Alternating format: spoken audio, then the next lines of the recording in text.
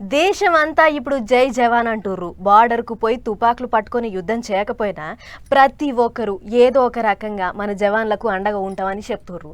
వాళ్ళు మంచిగా ఉండాలని దేవుళ్లకు మొక్కుతుర్రు, అన్ని తీర్ల సాధిస్తుర్రు. అయితే కొంతమంది మాత్రం చదువుకుంటే ఉన్నమతి పోయిందన్నట్టు చేస్తుర్రు. అందుకే సోషల్ మీడియాలో అస్సంటోళ్లకు గట్టిగా గడ్డి పెడుతుర్రు జనం.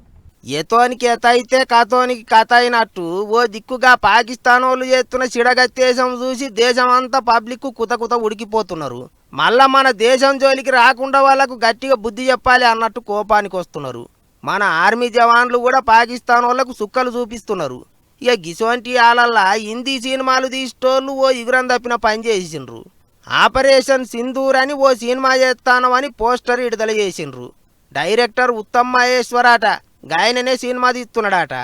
సరే సినిమా తీసుట్లా తప్పేం లేదు గాని గిట్ల ఓ దిక్కు రెండు దేశాల నడుమ యుద్ధం నడుస్తున్న యాలల్లా సినిమా తీస్తానమని పోస్టర్ విడుదల చేసుడే మంచిగా లేదని పబ్లిక్ తిట్టిపోస్తున్నారు. ప్రచారం కొరకు పైసల కొరకు ఏమన్నా చేస్తారా?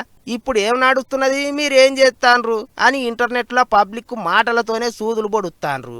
దెబ్బకు గా సినిమా డైరెక్టర్కు బలి వెలిగింది. తప్పయింది మాఫ్ చేయండ్రి అని అడిగిండు.